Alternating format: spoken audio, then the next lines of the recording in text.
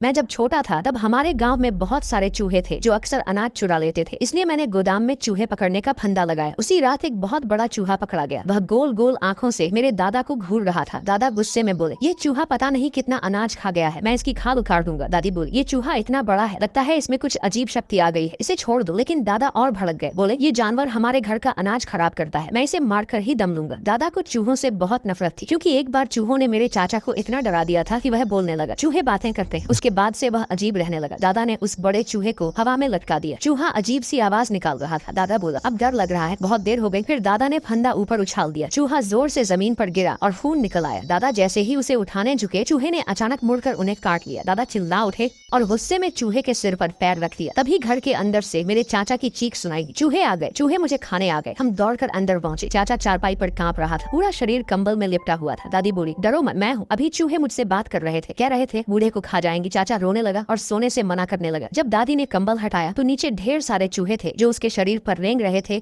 और चीख जैसी आवाज निकाल रहे थे। पल भर में सारे चूहे भाग गए। दादा गालियां देने लगे और सबको सोने भेज दिया। आधी रात को मुझे फिर वही छीं छीं की आवाज सुनाई दी, जैसे चूहा कान के पास। मैंने आंख खोली तो देखा चाचा कोने में खड़ा था। उसकी आंखें हरी चमक रही थी और वही आवाज उसके मुंह से निकल रही थी। वह अचानक मेरी तरफ मुड़ा और डरावनी मुस्कान हंस दिया। मैं डर के मारे रो पड़ा, लेकिन माँ बाप बोले मैं बहक रहा हूँ। सुबह चाचा बिल्कुल सामान्य बोल रहा था और माँ बाप कहने लगे कि असल में मैं ही बीमार था और अब ठीक हो गया। रात को दादी ने मुझे रोते देख पश्चिम वाले कमरे में सुलाने को कहा। मैं मना करता था, लेकिन दादा मुझे वहाँ छोड़ा। जैसे ही मैं दरवाजे के पास पहुंचा, तेज बदबू आई। मैंने झुककर झरोखे से अंदर देखा। फर्श पर खून फैला था और उसी खून में मेरे दादा बिल्कुल हिले बिना पड़े थे।